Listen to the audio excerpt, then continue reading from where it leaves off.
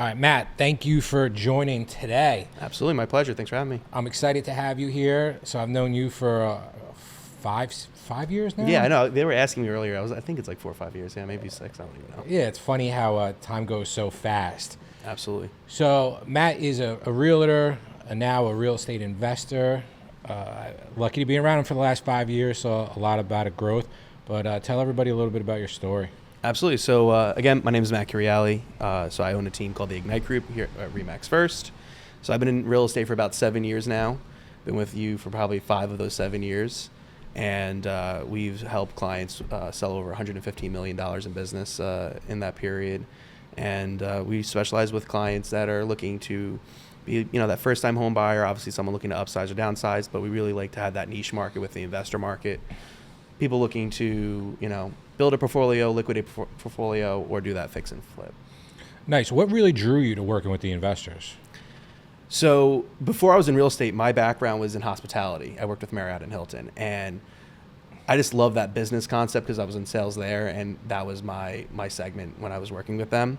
So I just felt like a more natural transition working with that business client that was really looking at things by the numbers versus more of an emotional aspect. Right. So you've been an agent, you did over 100 million in sales volume, and you really wanted to get into, why did you want to get into investing? So, a lot of people say about having the freedom of life, right? But I believe in real estate being the tool that will help give me financial freedom for my family and I. So I'm a huge person when it comes to spending time with family. Family is most important to me. Right. Having that real estate vehicle that allows me to have a little bit more flexibility versus, just working and then translating that time for money just makes more sense for me. So just having that residual income and just having that equity in the future, so I have more resources at my disposal, whether I want to use an investment property to pay off my child's wedding in the future or pay off their college tuition if they want, just having those opportunities at our disposal. Yeah, one thing I always say is you could run a huge real estate team, but at the end of the day, it's really not worth anything. You're not going to be able to go out and sell your real estate team. I know there's companies and books that say you can, but the chances of that happening are so low. You probably got a better chance to get hit by lightning. Right? Private equity is not coming in buying real estate companies. So the power of buying real estate and properties is as you grow your real estate business, you take that revenue, you buy properties, and that's how you're going to build wealth. Absolutely. And I don't think enough people talk about that, especially brokers, because their job is to try to get their agents to always try to sell more real estate, sell more real estate, sell more real estate, where we just want people to start building more wealth because we've seen what it's done in our lives investing in real estate. So how long had you been looking to do an investment property? So probably over 2.5, 3 years, I had been researching and trying to get myself in a position where I can get into fix and flipping or even looking at a rental property. And a lot of times I would be in a position that I probably should have pulled the trigger, but I didn't, whether it would be lack of confidence, lack of knowledge, or lack of financial resources. And then obviously, as you know, we had joined your coaching program, and you kind of just dialed in on, hey, these are the areas that we need to look at. Don't worry about the financing. Let's just find the deal, right? Because that's number one issue right now in today's market, especially in New Jersey. How do we find a deal? Right.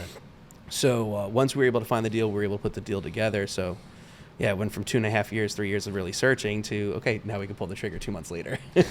Well, I always say any good coaching program, whether it was me, somebody else's, that program should cut down your learning curve. Absolutely. Right. We were able to compress to what you were trying to do in 2 to 3 years and compress that into 2 or 3 months. And that's the biggest difference. And I always say if you're going to pay for some type of coaching program, it's always like, how do you compress time? Absolutely. Because if you did it 2 years ago, who knows where you'd be today on the investment side. So talk to me about the property. How did you find your fix and flip? Because that's the biggest thing I always hear is I can't find properties in the market on the MLS. How did you find your property? So crazy enough, this was actually on the MLS on this one. So this was an estate sale that was on Monmouth County MLS, and just been looking at more of the stale inventory that was sitting in that particular neighborhood. A lot of times people would like to jump on homes that just hit on the market where they might not be as motivated because they want to see what the market has to hold for them. And just stood in touch with the agent, and we were able to identify the property and just put a number that made sense for them and for us. And we were able to close in within like a couple of weeks from putting in the offer. How long was that property on the market? Just under 2 months. Okay. And I think you make a great point. Is everybody looks at the brand new property when it comes on the market, but if a property's been on the market for 2 months, especially in this market, there's probably a reason. Correct. And a lot of it's probably the price. So did you offer what the listing price was? No, absolutely not. No. So we actually made an offer $80,000 beneath the list price. Oh, wow.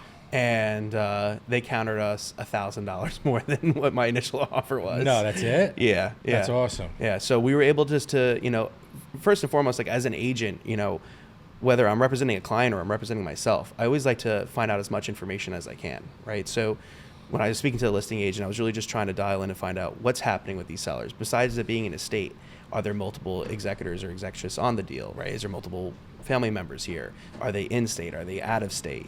Are they in a rush? Or are they trying to see what the market has to hold? So once we were able to find all that information, my goal was to present an offer, not just on the price, but also on the terms that would make it more attractive for them, right? So to give them more peace of mind, give them the closure, and make sure they understood, hey, we're not an end user where we're gonna, not have the knowledge or the experience if we do a home inspection that we're gonna get scared.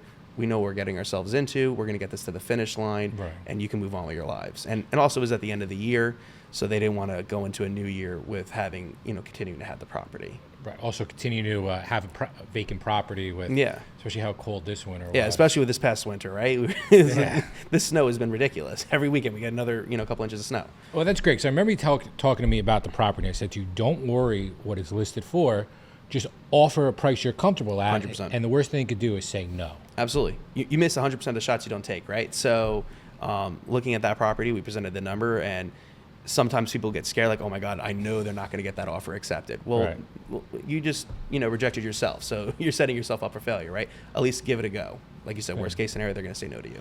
So the first biggest problem people always say is finding the property. Absolutely. And you found it on the MLS, which I give you a tremendous amount of credit for because it's not easy in this market. Second is financing. People get really caught up on how to finance a property, obviously, because 100%. nobody wants to make it. You shouldn't make an offer if you can't close on it.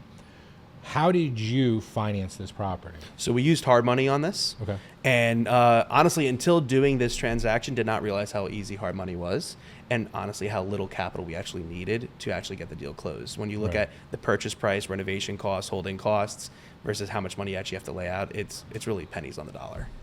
Yeah, and I think a lot of people rule out hard money right away, thinking it's very expensive. But I talk about hard money. We're typically paying 1% and maybe 10% down of the purchase price and repairs. So hard money is a very valuable tool if you underwrite the deal correctly. Absolutely, yeah. Doing your numbers is paramount, right? So, and if the hard money is the make or break on the deal, it's probably not the hard money. It's probably the deal, right? So, Right. It's probably not the right deal. Correct. So we say when you're underwriting your deal, make sure you're putting the cost of the hard money and how much it's going to cost you to carry it using hard money between the monthly payments and everything. If you don't factor that into your deal, you can then really turn a profitable deal into a not profitable deal. And I've seen a lot of deals with investors, quote unquote investors, who are new, who don't factor in that, and they make more money, the hard money company, than the investor makes. Then you're upside down. It's like, okay, what did I just do, right? Yeah. So what about contract? Like, what did you do for a contractor? How did you figure out all these pieces? So with your coaching program, it definitely helped me align everything with finding the right contractors, and contractors will make or break a deal as well. That's another Right. key variable, right? So finding the right contractor that has experience, local knowledge, has the local subs or resources at your disposal, and also knowing how to work with the township. Some townships can be harder than others, right? So we aligned with one of the contractors that we did a walkthrough, so they saw the property before we even purchased it, and we were able to put a scope of work out, put a bid in, and make sure the numbers made sense. And they've been a great partner to be with us, on the process so far. Right. How much more confident are you now than you were 3 years ago about investing in real Whole nother estate? level. It's night and day, right? Today now, I look at finding deals every single day.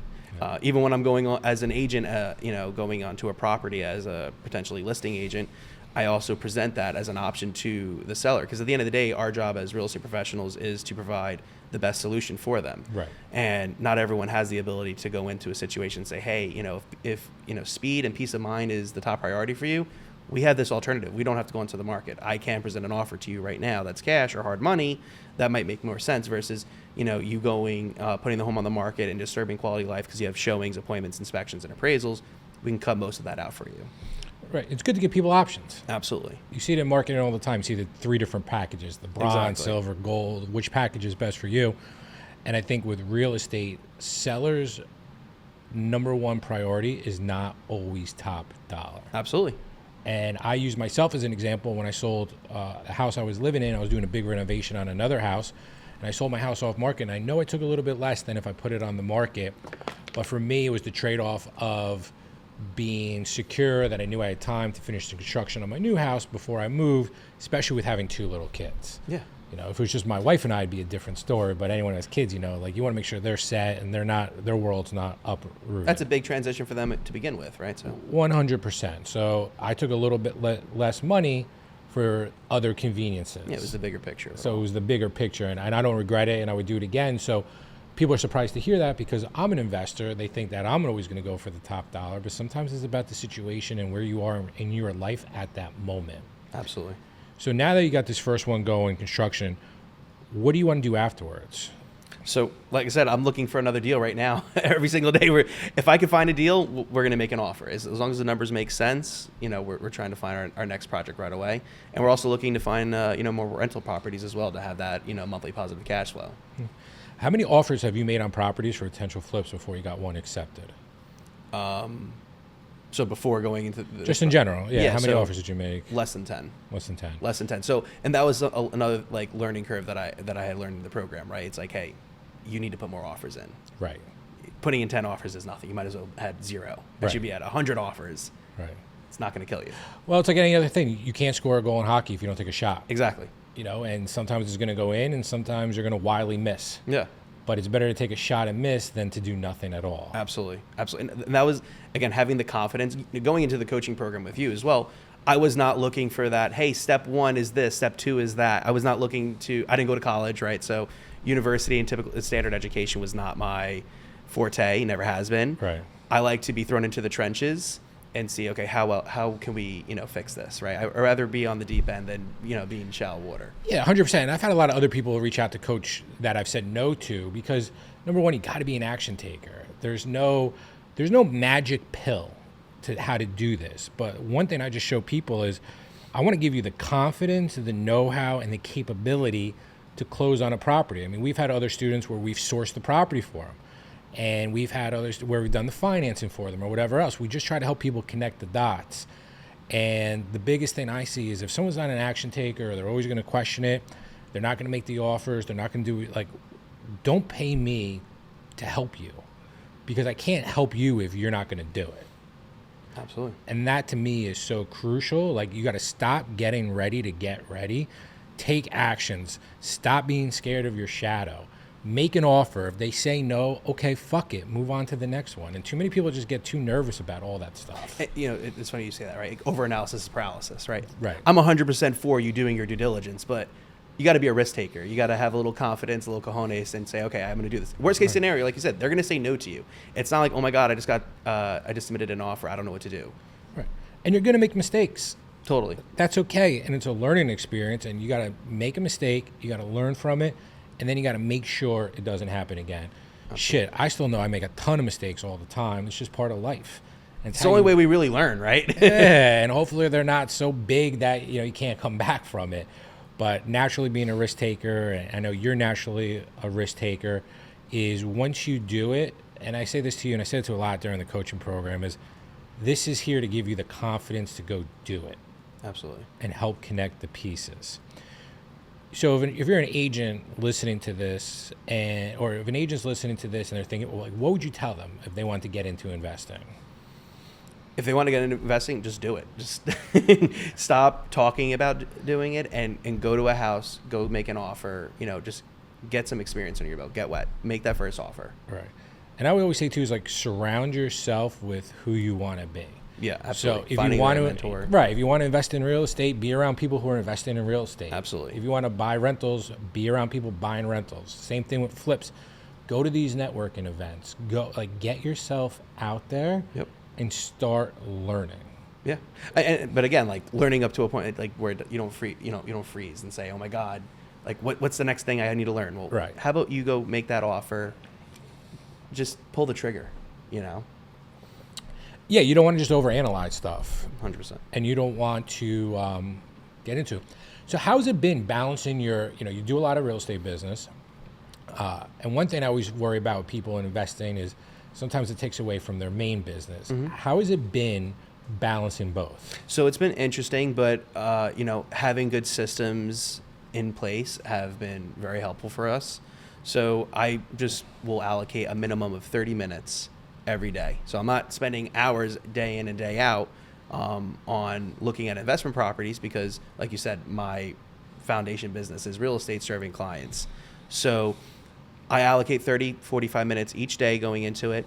And then on Wednesdays, I will spend maybe about 2 hours into whether it's outbound or analyzing a deal and seeing if something makes sense for us. And, putting that time block in place for me personally, everyone's different, has been very helpful, because previously I might have been in a position where I would say, okay, I want to get into real estate investing.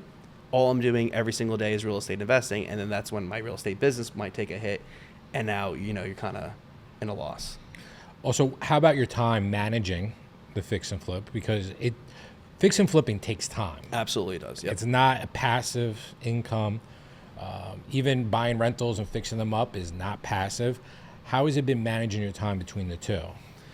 Again, it's been a good experience so far, but having the right team in place, number one, is paramount. So 100%. having a GC that's you're able to delegate and trust, and just hold to specific goals, but whether it's weekly or monthly, and having that line of communication has been paramount. So how I've been doing this flip is when I go to look at other potential opportunities, I am mapping out my day that I'll also stop by if I'm in that area to check in. So I'm usually there once or twice a week, going in there, 15, 20 minutes, making sure everything is okay, touching base with the contractor, and then moving on with my day. Not over analyzing or saying, over managing or micromanaging the whole project, because now you're just wasting time, right? Right. The contractor's the make or break. Oh, absolutely. I mean, some red flags with contractors is, I always say, one, if they're texting you every Friday to meet up to pay so they could pay their guys, you are not a contractor for me, because I need a contractor that knows how to manage his cash flow, knows how to manage his subs. Two, saying that they're going to be there and they're not. Massive. That is a deal breaker for me. Yeah, no. Like, I understand emergencies come up or you got to get pulled into another job, but at least tell me. If I pull up to a job site and you're supposed to be there and you're not, and I trust you, that is going to be really void the trust. Yeah, no, the timing thing is so important, right? So I 100% agree with you saying if someone says, hey, I'm going to be here at noon, but now it's 12:30 and you're like saying, oh, you're still going to be an hour later, you're still not there, it's game over for me. I'm going to say, hey, I'm good. I'm going to move on to the next contractor and move on. So being punctual and just keeping up with your word, right? If you're saying you're going to do something, just do it. Yeah, and I think too, like anything else, if you're looking to really scale your investment business, you got to treat your contractor as like a partner. And, obviously not part of the deal, but you have to respect them. They have to make money. It's a two-way street. Yeah, if you have a contractor and you're beating them up so much that they're not making $1, and you're like, well, this contractor sucks, like, what do you expect? Like, everybody's got to eat. Everybody's got to run a business. Everybody has to make a profit, because if they're not going to be around. And I think that's important. I've had a very long-term relationship with my main GC for almost 10 years now, and we've had arguments, we've had disagreements. We worked together through COVID. COVID was very hard doing rehabs. You would have to drop plans off into the box at the town, and they. I was gonna say, what was that like getting permits? They'd have to wait 48 hours before they would go into the box and touch it and wipe it down and look over the permits. And everybody's on edge. We're flipping houses, and when it first happened and COVID hit, I had close to 7 figures of my own money out on the street rehabbing properties, and I just remember looking at my wife being like, well, it was a good run, thinking that it was going to crash. Totally. And I remember my daughter, she walked in, and she was holding up a sign saying that I'm going to be a big brother. And I'm like, oh, shit. Like, oh, you're pregnant. Like, okay, we're having another son, or having another child. And the business was really slow because agents didn't want to show, and it all hit at once. But luckily, the market rebounded big time.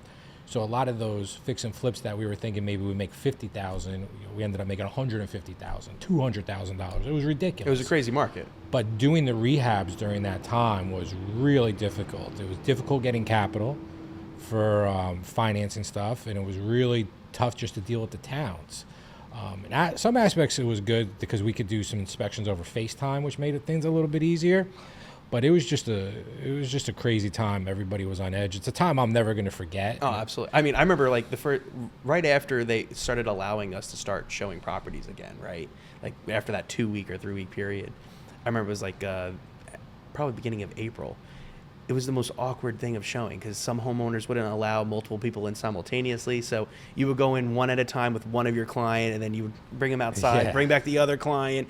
You would be doing closings on the back of the car, because you couldn't go into an office. Yeah, and then you had like the bullshit forms that you had to get signed before showing. I don't know if I certify I have not been around someone that. Yeah. So how do I know if I've been around someone that had COVID or not? Or we'd have one of those with the offices that it was like, somebody said they had it and they were in the office, so we had to get like a special cleaning done that cost like $3,000, and I would see on the cameras, looked like they were just spraying Windex everywhere. So it was just crazy, but especially investing in real estate. But what was good was, and I tell a story, it was the day of the shutdown, and I was about to close on a property, and my attorney's like, well, if you don't want to close, like there's ways I could get you out of this.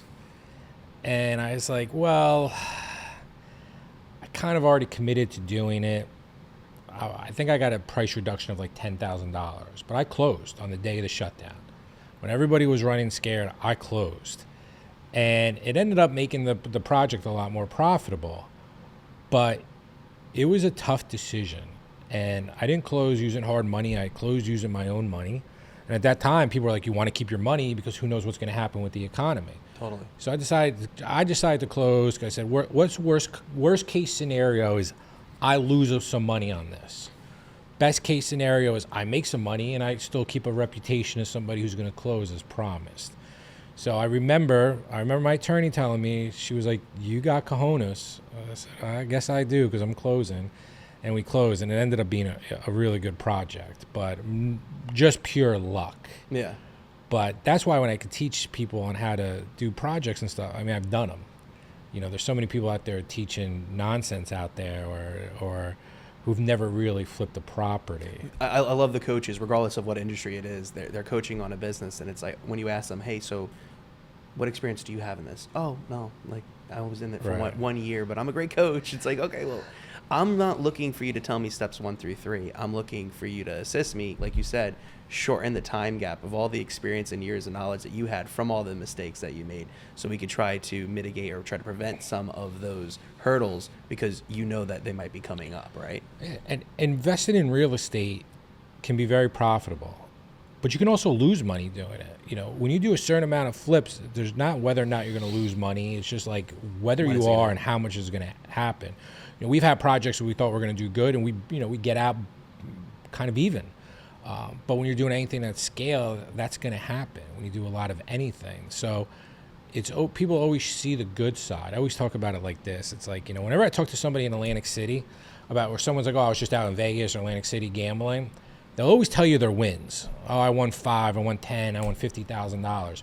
Rarely do they ever come back and say, hey, I lost 5, I lost 10, I lost 50. At a bad day. I had a bad day. You get the one guy who's actually like laughing about it. But like, people don't tell you about the losses. They always tell you about the wins. So especially with social media, nobody's out there like, hey, I lost $5,000 on this fix and flip. Mm-hmm. It's serious, and you're putting money and you're personally guaranteeing loans if it's hard money, whatever it might be. It's something to take very serious because if you do it wrong, you can put yourself in a really bad situation. Yeah. You don't want to be totally blind doing this, right? It's finding that perfect middle ground of having the confidence, having the knowledge, and being able to get it done. Someone had said to me, so right when we closed on this flip, right? It's like, oh, well, you're an agent. Like, of course, it was easy for you to get it done. Right. It's like, well, you didn't realize the 2 or 3 years that I specifically was educating and just trying to learn that specific market. I was able to identify in that specific market, hey, specific models, they might be at a good price, but they're not selling as fast. And now I have longer holding costs where I can get these other 2 models at the same price, maybe a little less or a little more, but my holding cost is going to be significantly cheaper because the turnaround is less than 90 days. Well, NAR says 75% of realtors didn't sell one house. So if you had an advantage buying a fix and flip because you're an agent, that's Not- real it's not- bullshit. yeah, it's- If 75% aren't selling a house, that means 75% aren't buying a house, aren't fix and flipping a house. So there's millions and millions and millions. And people just love to kind of poke why it's them and not why it's you and not there's them. always an excuse. There's always a reason why, right? Is it in New Jersey, right? New Jersey, I think, put that like most agents close like 10 or 12 deals in a year, and that's considered a lot, right? Yeah. That puts you, we're a circle of excellence. It's like if you do bronze, you do 14 deals, I think $2.5 million. In the grand scheme of things, that's not a lot. No. But according to national stats or state stats, you now are in the top 10%, top 5%, or top 1% of your industry. Right, because 75% of this industry doesn't sell a house. Yeah. Congratulations, you have a license. You have a license. It's with a broker, but you're not really a realtor. Correct. And I think a lot of that is the reason we went through all these changes with NAR and all these lawsuits, because if you have a profession where 75% of people aren't doing anything, then let's just say you have another 10% who are selling one house a year. How educated, how professional is that agent if they're doing one house a year? And when you're an agent dealing with an agent that does that, it doesn't mean they're not a good person. It just doesn't mean they don't belong in the industry, because it makes agents like you, who are professional, who are full-time, look worse. Absolutely. Because of how they act and how they treat themselves. And we're talking about the prices of houses. We're talking about big commissions, $10,000, $20,000, $30,000. These are some of the largest, if not the largest asset that a client or a homeowner has. And they might be putting trust in someone that, like you said, oh, I've closed one home or two homes. Or they use, oh, they're my friend, they're my family member, so I got to use them. Well, when you look at the bottom line, you see, oh my God, I just left a couple thousand, 10,000 or thousands of dollars left on the table. Did you really need to use them? Like, because you wanted to use a family or friend, how much did that cost you? Right. And I had a rule I wouldn't work with family and friends. Yeah. I was like, I have plenty of business elsewhere. I enjoy our relationship as friends, and I don't want to blur the lines, because there's a lot of crazy stuff that can happen in a transaction that's out of the control of us as an agent. Absolutely. And a lot of times we'll get blamed for that craziness, and a lot of times because the agent doesn't present it right or explain it right. But there's a lot of weird stuff that could happen, and I wouldn't want that falling on my shoulders, or being at dinner with them and they're thinking that I did a bad job with the biggest asset of their life. Yeah. It's not worth losing that relationship with that family member or friend, right? So right, there's plenty of deals out there. But listen, man, thank you. I appreciate you coming out today to talk about this. I like unpacking it all sides with the agents and everything. Yeah. And, I know this one is the first of many you're going to do, and I'm happy I was able to play a little role in it. Much more than a little role, but no, you're being humble about it. Nah, I played a little role. You did all the tough stuff. I was just there to able to help you, guide you through the way. You were on second base. I just helped you round third and get home. Yeah, no. And that's really what it was. So, and I enjoyed doing it. I enjoyed the others, watching them do it as well. So congrats. Thank you. And thanks again for coming out. Thanks for having me, man. Appreciate it.